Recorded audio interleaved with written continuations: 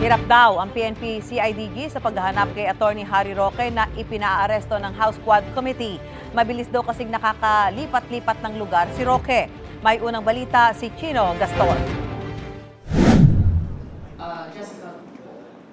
Mag-iisang buwan na mula nang ipaaresto ng Quad Committee ng Kamara si dating presidential spokesperson Attorney Harry Roque matapos i-cite in contempt noong September 12 dahil sa hindi niya pagsumite ng mga dokumento kaugnay ng investigasyon sa pogo sa bansa.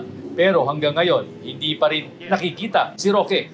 Nahihirapan daw ang PNP Criminal Investigation and Detection Group na hanapin siya dahil sa mabilis nitong paglipat ng kinalalagyan tuwing malapit na siyang matunton ng mga pulis. Pag nalaman na namin, usually lumilipat na.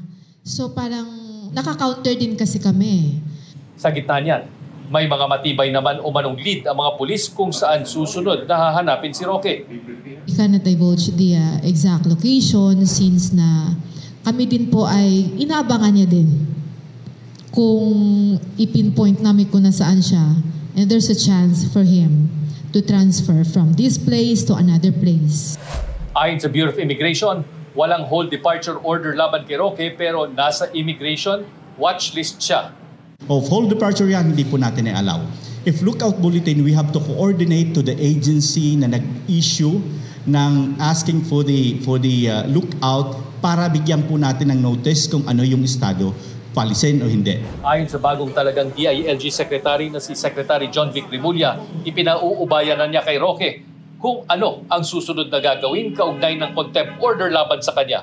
He does not broken any laws, but he is cited for contempt. So in that case, he cannot be considered a fugitive, but rather as a person of interest that has to show up. I have no message for him. I think it's enough that he knows he knows what he's up against. Sinusubukan namin kunan ng pahayag si Roque sa kanyang mga social media accounts, pero wala siyang tugon sa aming mga katanungan. Bagamat hindi mahanap ng mga pulis, patuloy namang nagpo-post si Roque na mga videos sa kanyang social media page. Nagbigay pa ito ng kanyang opinyon kaugnay sa mga personalidad na nag-file ng kanilang mga Certificate of Candidacy sa 2025 elections. Ito ang unang balita, Chino Gaston para sa GMA Integrated News.